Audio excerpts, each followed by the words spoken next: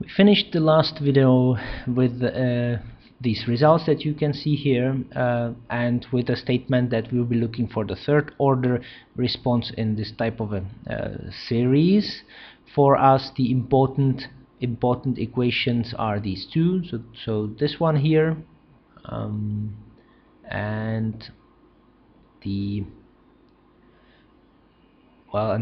that one we got by essentially integrating in a first step this equation of motion up here.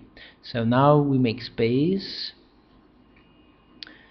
Basically what we want to do is to continue this iterative self-inserting in the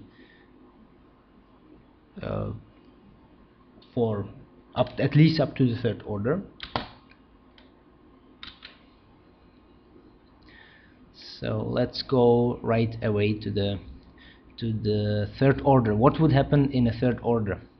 We can make space a bit. We can ask ourselves, well, what will be in the first order? So in the first order here we have the t0 to t, and we have all these integrations in here, and instead of this equation we would reinsert the in the next order we would reinsert the row t0 here. So the first order,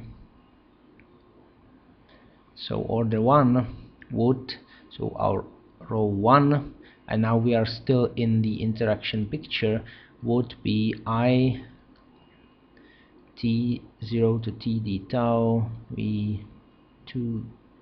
Well, it will be very simple, t0 with one field here. Second order will be also rather trivial to get. Order 2, 2I is equal. Now there would be of course I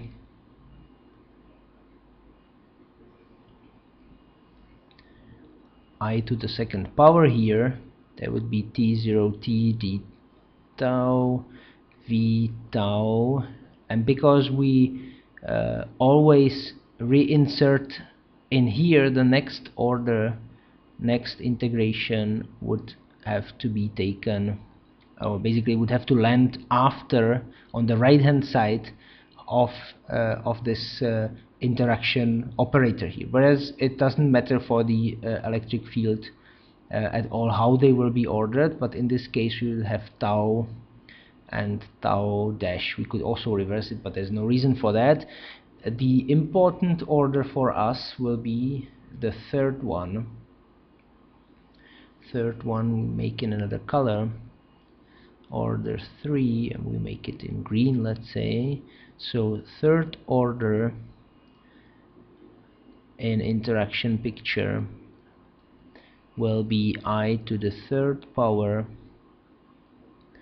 t0 t d tau t0 t d tau dash and t0 t d tau 2 dashes.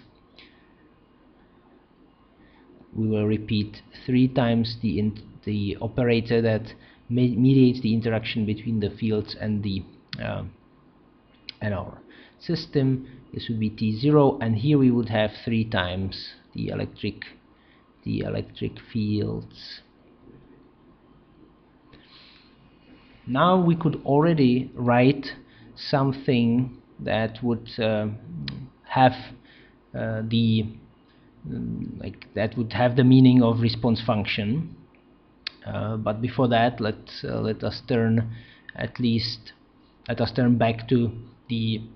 back away from the interaction picture. So our row 3t would be cleared of this terrible I in here. So this is I to the third power t0 t d tau t0 t d tau dash and t0 t d tau 2 dashes. So the only thing that would happen is that we would add the ut here in front of all this stuff. So here we would repeat this thing, which we don't need to do explicitly. So all right, Now this is supposed to give us polarization, as I already noted. So the third order polarization should be just a trace of this, and there should be mu standing in front of everything. So I to the third power has nothing to do with the trace. Here we have the taus, and here we have the trace mu ut, and now v tau. So this is t tau, and there will be tau dash tau 2 dashes rho 0. Let's call it already rho 0. It's the rho at time t0, and that is multiplied by 3 electric fields.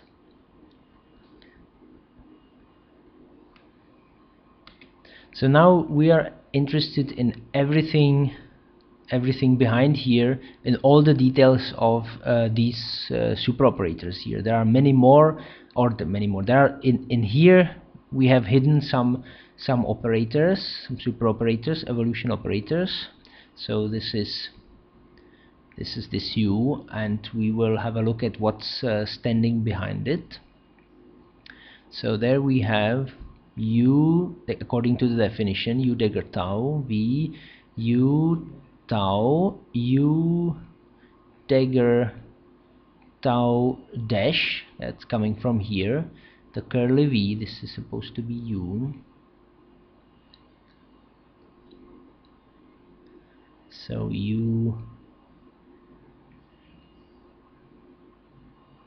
what is this? This is u tau dash dagger, I see.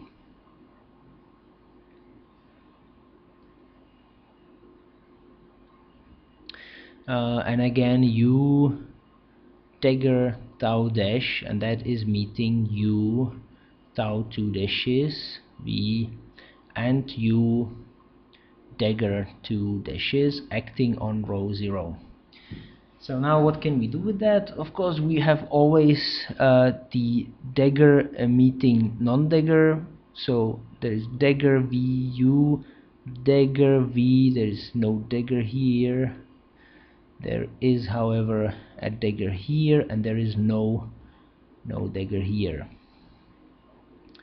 Alright, so this means taking these two together, one is propagating this one way, the other is propagating the other way. So in principle they should end up making just a propagation of the difference.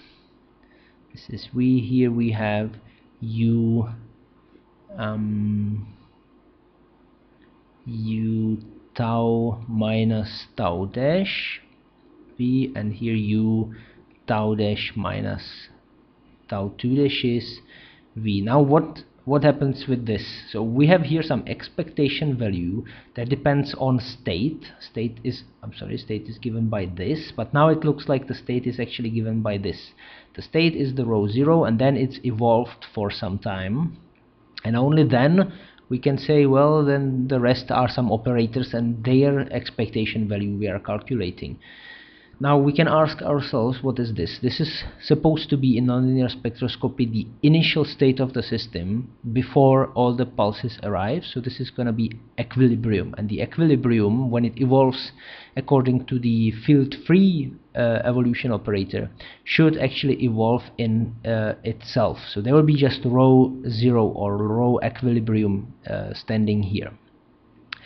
That means now we have an expression. We'll just repeat it, and with that we finish this video. The T3 is equal to this, the three integrals from T0 to T, d tau dash d tau 2 dashes, and in there is trace of mu and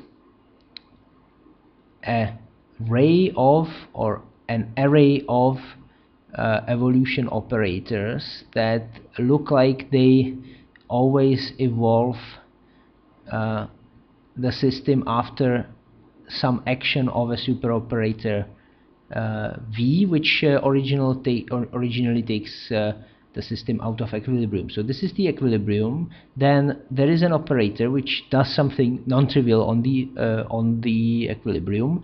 Then we have an evolution for some time t1 equal tau dash minus tau 2 dashes. Then there is again an action of let's say external field or something, whatever this is supposed to mean.